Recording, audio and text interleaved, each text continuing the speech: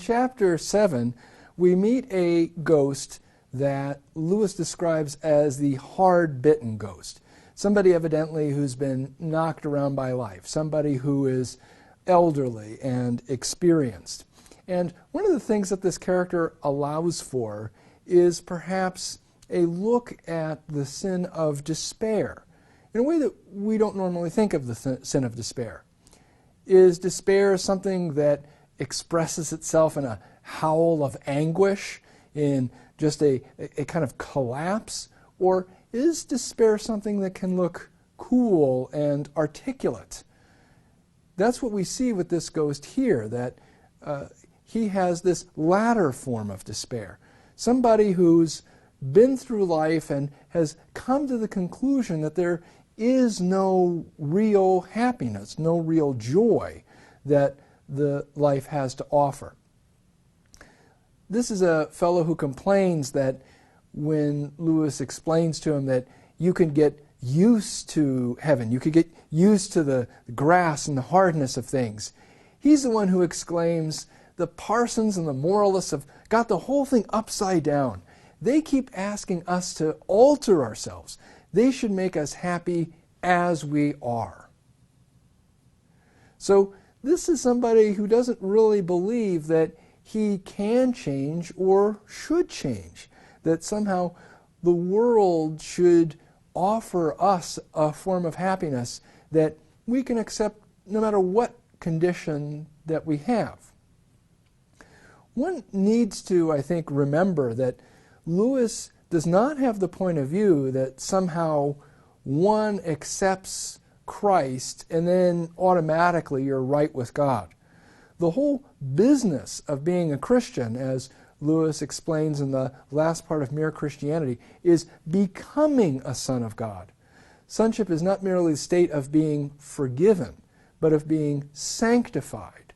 Now, accepting Christ is the first and most necessary step, but then one has to cooperate with God's grace to be transformed. There can be that beginning part of acceptance of Christ in which you still have that natural self, that selfish self, and growth in Christ means that that self has to die and a new self has to grow in its place. That in fact you will be a new creation.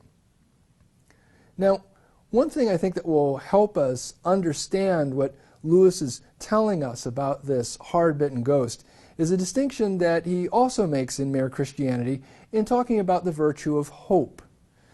Lewis says that you can have three different attitudes toward happiness and the possibility of attaining it. And there are three different types who embody these attitudes. There's the fool, and therefore the fool's way of looking at the world. He seeks happiness from the things of the world, and when they don't deliver that happiness, he blames those things. He blames those goods of the world. So he thinks that, well, this job isn't making me happy. I need another job. This holiday isn't making me happy. I need a different place to go to. This woman isn't making me happy. I have to divorce her and marry another woman. So that he keeps pursuing happiness and blaming the things that he chooses as somehow not delivering that, but still being convinced that there's something out there that if he just has the right job or the right vacation or the right woman, therefore he would be happy. On the other hand, there's what he calls the way of the disillusioned sensible man. And this is a fellow who looks at life and, unlike the foolish man, he knows that these things of the world aren't going to make him happy. He has enough experience to realize the limitations of the things that the world has to offer. But what he does is then gives up on happiness. He grows up and realizes that, well, when you're young, you chase happiness, but by the time you get to my age, you give up chasing it. It's like chasing a pot of gold at the end of the rainbow. This is what this hard-bitten ghost is like. Somebody who's given up on happiness, who thinks that joy is not something that's really attainable. It's a kind of despair.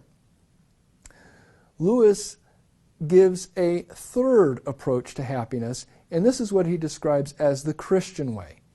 The Christian looks at these worldly things that aren't satisfying and recognizes, like this sensible man, this disillusioned man, that the world can't deliver these kinds of the kind of happiness for which we long.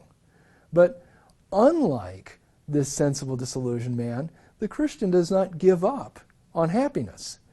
That there's this natural desire, this inborn desire that all of us have for a perfect happiness that in fact the world can't fulfill. So he makes a little argument. He says, well, if there's such a thing as hunger, there has to be something out there that satisfies that hunger, food. There's a desire for love, for intimacy. Well, there's going to be such a thing as physical intimacy between human beings.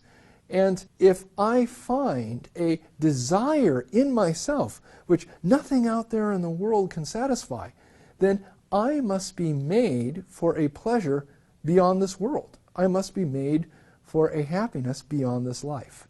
And that's the problem with this hard-bitten ghost. He has given up on happiness. And so when it's offered to him, in a way that there are things that he has to do in order to fulfill it, he can't engage. He thinks that this is demanding too much of him and it's going to be a fraud, just like everything else. The Christian, however, recognizes that there is this good that's being offered to us, and therefore we have to cooperate in changing ourselves, remaking ourselves, so that we can receive that great good out there that in fact will make us perfectly happy. In chapter 8, we will look at Lewis's overhearing of a discussion between a bright person and a very, very self-conscious ghost.